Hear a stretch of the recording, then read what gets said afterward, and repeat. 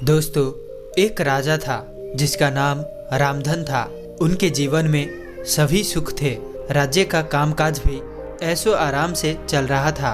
राजा के नैतिक गुणों के कारण प्रजा भी बहुत प्रसन्न थी और जिस राज्य में प्रजा खुश रहती है वहाँ की आर्थिक व्यवस्था भी दुरुस्त होती है।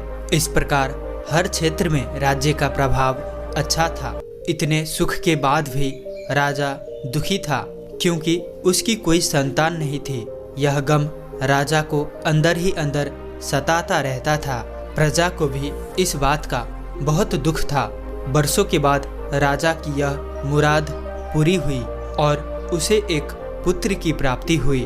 पूरे नगर में कई दिनों तक जश्न मना। नागरिकों को राजमहल में दावत दी गई। राजा की इस खुशी में प्रजा भी झूम रही थी। समय बीतता जा रहा था। राजकुमार का नाम नंदन सिंह रखा गया।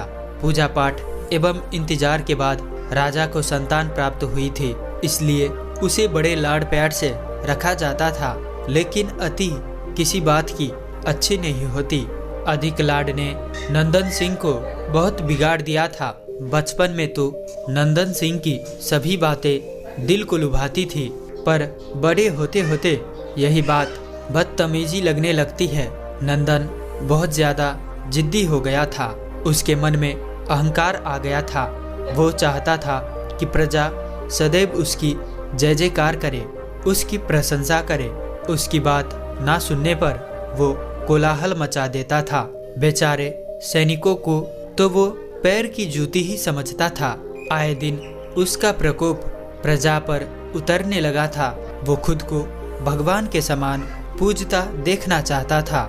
आयु तो बहुत कम थी, लेकिन अहम कई गुना बढ़ चुका था। नंदन के इस व्यवहार से सभी बहुत दुखी थे।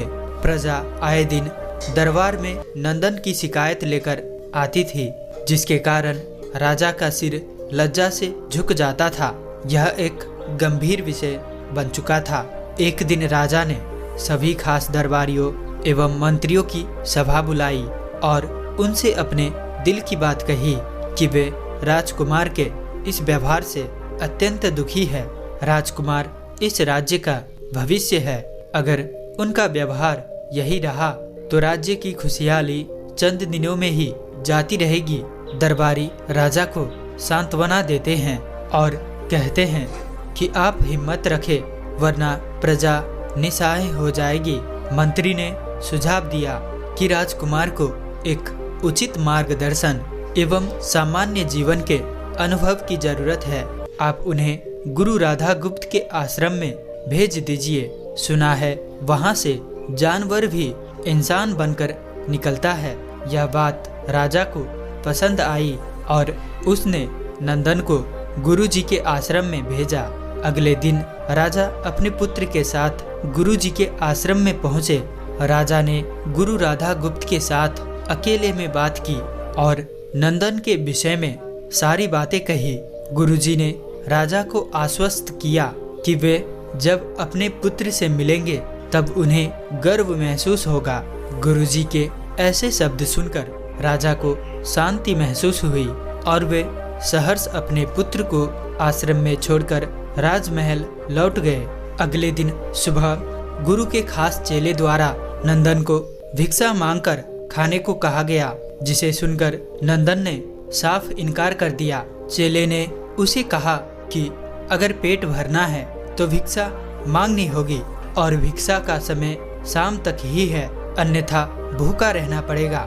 नंदन ने अपनी अकड़ में चले कि बात नहीं मानी और शाम होते होते उसे भूख लगने लगी, लेकिन उसे खाने को नहीं मिला। दूसरे दिन उसने भिक्षा मांगना शुरू किया। शुरुआत में उसके बोल के कारण उसे कोई भिक्षा नहीं देता था, लेकिन गुरुकुल में सभी के साथ बैठने पर उसे आधा पेट भोजन मिल जाता था।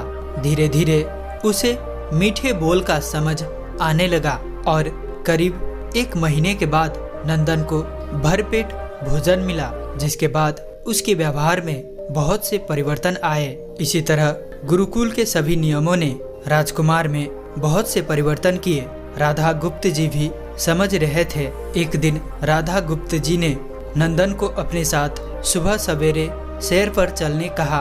दोनों सैर पर निकल गए। रास्ते भर बहुत बातें की। गुरुजी ने नंदन से कहा, तुम बहुत बुद्धिमान हो और तुम में बहुत अधिक ऊर्जा है जिसका तुम्हें सही दिशा में उपयोग करना आना चाहिए। दोनों चलते चलते एक सुंदर बाग में पहुंच गए जहां बहुत सुंदर सुंदर फूल थे जिनसे बाग सुगंधित हो रहा था। बाग फूलों की खुशबू से महक रहा था। गुरुजी ने नंदन को बाग से पूजा के लिए गुलाब के फूल तोड़ने कहा। नंदन झट से सुंदर सुंदर गुलाब तोड़ लाया और अपने गुरु के सामने रख दिए। अब गुरुजी ने उसे नीम के पत्ते तोड़कर लाने कहा। नंदन वो भी ले आया। अब गुरुजी ने उसे एक गुलाब सूंघने दिया और कहा, बताओ कैसा लगता है। नंदन ने गुलाब सूंघा और गुलाब की बहुत तारीफ की। फिर गुरुजी ने उसे नीम के पत्ते चखकर उसके बारे में कहने को कहा। जैसे ही नंदन ने नीम के पत्ते खाए उसका मुंह कड़वा हो गया और उसने उसकी बहुत निंदा की और जत्तर कतर पीने का पानी ढूंढने लगा। नंदन की यह दशा देख गुरुजी मुस्कुरा रहे थे। पानी पीने के बाद नंदन को राहत मिली। फिर उसने गुरुजी से हंसने का कारण पूछा। तब गुरुजी ने उसे कहा कि जब तुमने गुलाब का फूल सूंघा तो तुम्हें उसकी खुशबू बहुत अच्छी लगी और तुमने उसकी तारीफ की, लेकिन जब तुमने नीम की पत्तियां खाई तो तुम्हें वो कड़वी लगी और तुमने उसे थूक दिया और उसकी निंदा भी की। गुरुजी ने नंदन को समझाया, जिस प्रकार तुम्हें जो अच्छा लगता है तुम उसकी तारीफ करते हो, उसी प्रकार प्रजा भी जिसमें गुण होते हैं उसी की प्रशंसा करती है। अगर तुम उनके साथ दुर्व्यवहार करोगे और उनसे प्रशंसा की उम्मीद करोगे तो वे यह कभी दिल से नहीं कर पाएंगे। इस प्रकार जहाँ गुण होते हैं वहाँ प्रशंसा होती है।